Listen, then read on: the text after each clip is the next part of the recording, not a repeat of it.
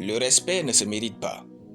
Shalom bien-aimés dans le Seigneur, notre méditation du jour s'intitule « Le respect ne se mérite pas ». Nous tirons notre texte dans Luc chapitre 20, le verset 13 qui nous dit ceci. « Le maître de la vigne dit « Que ferai-je?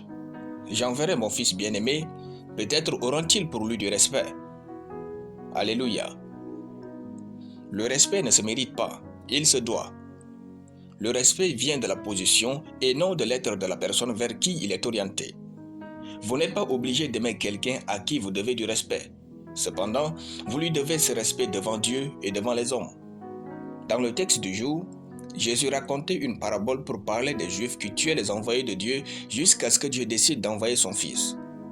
Sachant que ces Juifs n'avaient que du mépris contre ses messagers, Dieu, personnifié par le maître de la vigne dans la parabole, dit « Que ferai-je?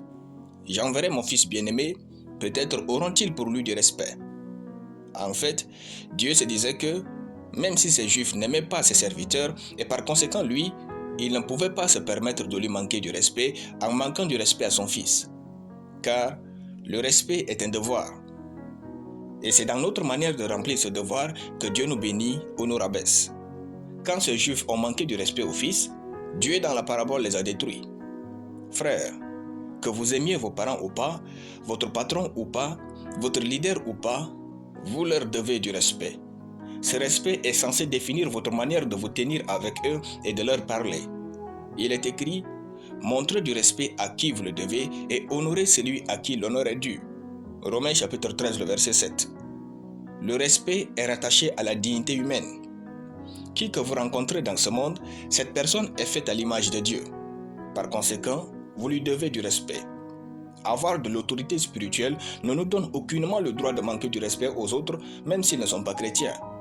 Si un jour, vous vous trouvez dans la mauvaise posture de ne pas apprécier quelqu'un, ne lui manquez jamais du respect. Il se peut qu'un jour, votre survie dépende de cette personne.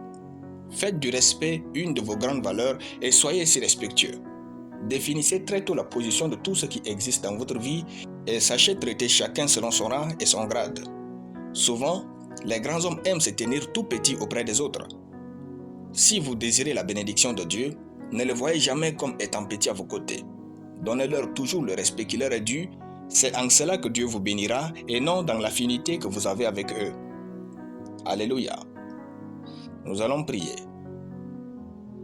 Père de grâce et de bonté, je te dis merci pour ta parole dans mon cœur. Je déclare que j'ai du respect pour tous les hommes et toutes les femmes dans ce monde. Et surtout pour tous ceux qui sont élevés en dignité au-dessus de moi au nom de Jésus. Amen.